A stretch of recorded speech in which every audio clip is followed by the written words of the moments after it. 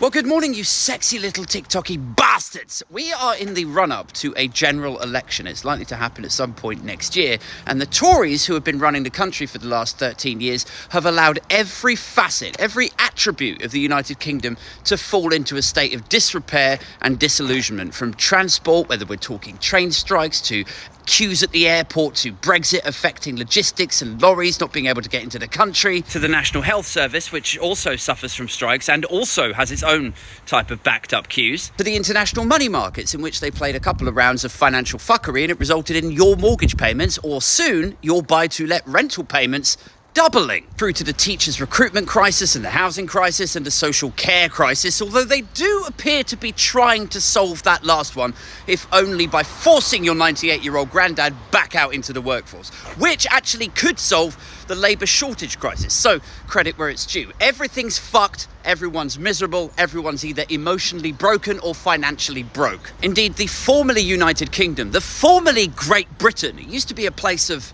excitement and opportunity, and now it comes off as a sort of dilapidated, abandoned fun fair. Anyway, amidst the backdrop, the context of all this failure and decline, you would expect the governing party in the run-up to an election to be championing, to be screaming from the rooftops about all of their successes. The problem is the Conservative Party don't really have any. So instead what we're seeing is a coordinated campaign from CCHQ to tickle the balls of traditional right-wingers. So fuck resolving homelessness, which is about to fucking explode. The Tories are going to focus on party houses. Like, fuck your party houses and Airbnbs and noisy neighbours. Like, this park is going to be a tent city.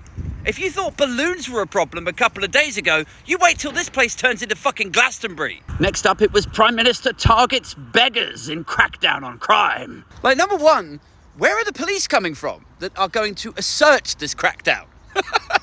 And number two, I hope you find a lot of them. I really do. Because this time next year, there's going to be more homeless people on the street than there are bobbies on the beat.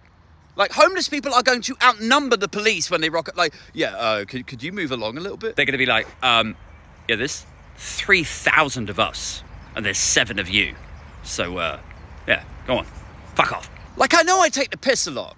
I know I'm a bit of a jester on here, but a lot of truth is said in jest, right?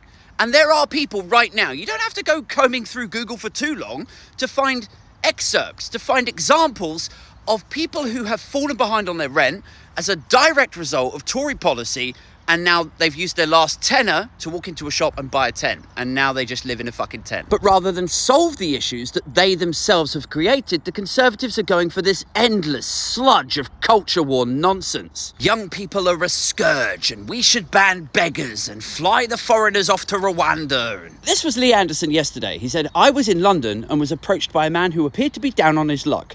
He asked for money, but I had no cash. He then whipped out a chip and pin machine and told me I could use a card. I will not give money out ever again on these streets. Like, does anybody actually think that happened? Like, chip and pin has been out for 20 years. I lived in London for 7. I still go up there every Thursday. And I have never, not once, seen a homeless person begging with a chip and pin reader. But of course, whether it's genuine or not is sort of irrelevant. We know that Lee Anderson tells lies because of that staged doorstep chat he used in the last campaign. What the tweet is designed to do is to foment this idea that it's all a scam, that you're being conned by these lazy beggars on the street. Look, they can afford a chip and pin reader. Can you afford one of those? Oh, I bet you could afford a meal then. And whether we're talking trans people in bathrooms or beggars on the street or foreigners going on Rwandan planes or whatever, it is all a distraction to move your vantage point away from the 13 years of colossal fucking failure. Please do not fall for it.